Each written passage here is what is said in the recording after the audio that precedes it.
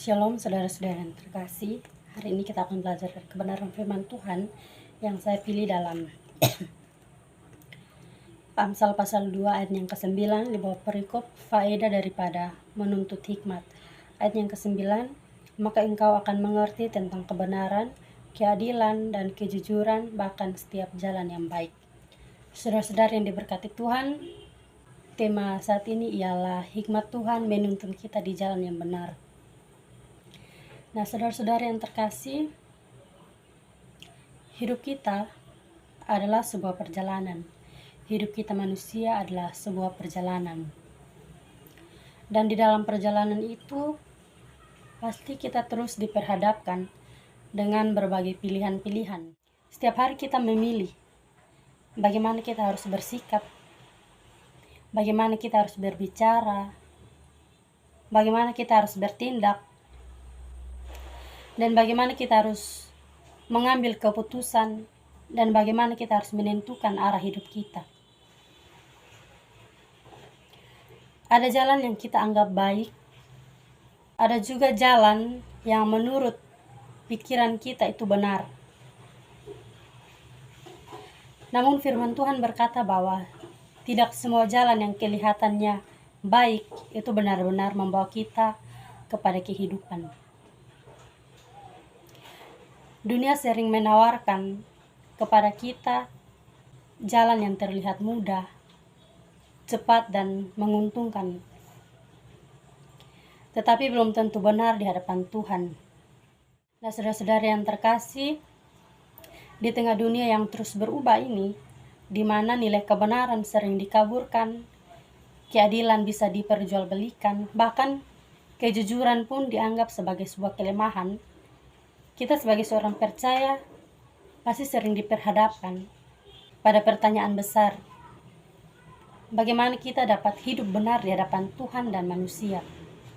Dan bagaimana kita tahu bahwa keputusan yang kita ambil adalah keputusan yang berkenan kepada Tuhan? Nah, hari ini firman Tuhan dalam Amsal pasal 2 ayat yang ke-9 memberikan jawaban yang sangat-sangat jelas bahwa hikmat daripada Tuhan akan menuntun kita pada kebenaran, keadilan, bahkan kejujuran, serta menolong kita untuk berjalan di setiap jalan yang baik. Nah, saudara-saudari yang diberkati oleh Tuhan kita Yesus Kristus, dalam bacaan ini ditegaskan bahwa hikmat itu bukan sekedar kepandaian. Hikmat itu bukan sekedar kepandaian, tetapi sebuah anugerah dari Tuhan. Firman Tuhan bagi kita hari ini dimulai dengan kalimat, maka engkau akan mengerti. Maka engkau akan mengerti. Kata mengerti di sini menunjukkan bahwa hidup manusia yang benar itu bukan dimulai dari kemampuan kita manusia, melainkan dari hikmat yang Tuhan berikan kepada kita.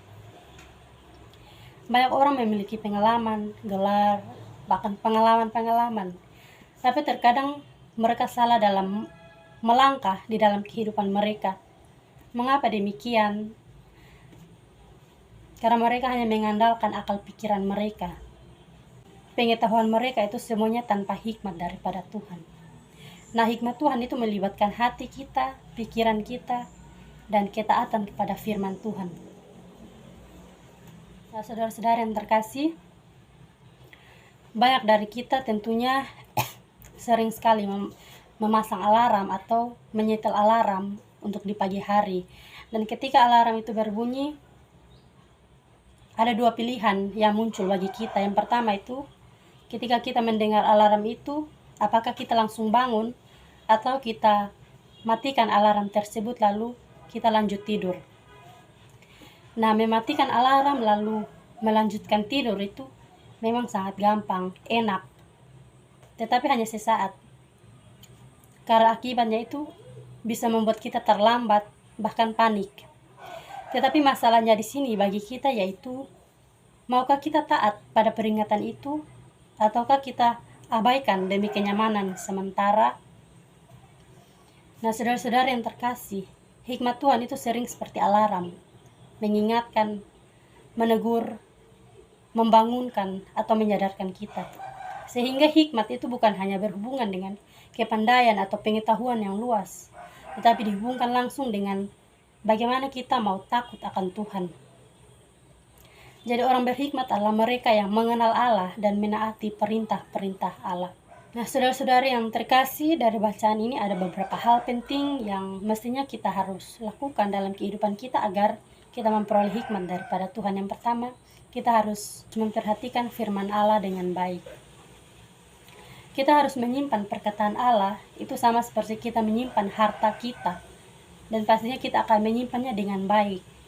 Karena pasti kita takut harta kita itu dicuri ataupun dirampok oleh orang, sehingga kita harus menyimpannya dengan baik.